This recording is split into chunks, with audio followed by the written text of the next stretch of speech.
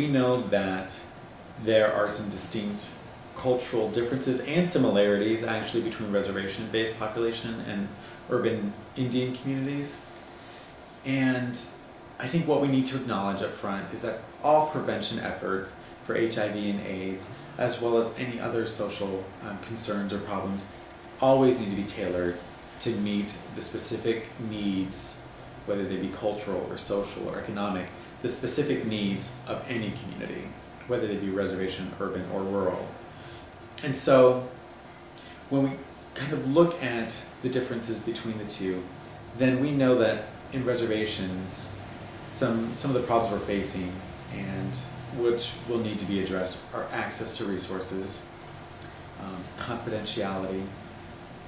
and then more mobile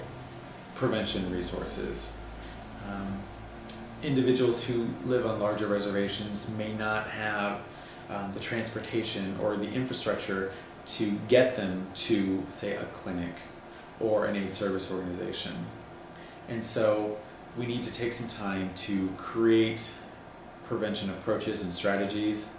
that work out in the field, that might bring these messages into people's homes, into their communities, instead of asking them to come somewhere else, to come to us to get them. In urban communities where there are potentially more resources, we need to make sure that AIDS service organizations that might not be Native specific have Native specific programming or level of cultural competence to deal with their Native clientele. And we also need to make sure that urban Indian health clinics have HIV prevention program and that their staff, their prevention staff and their clinical staff, have adequate training on HIV prevention, risk reduction counseling, and HIV testing.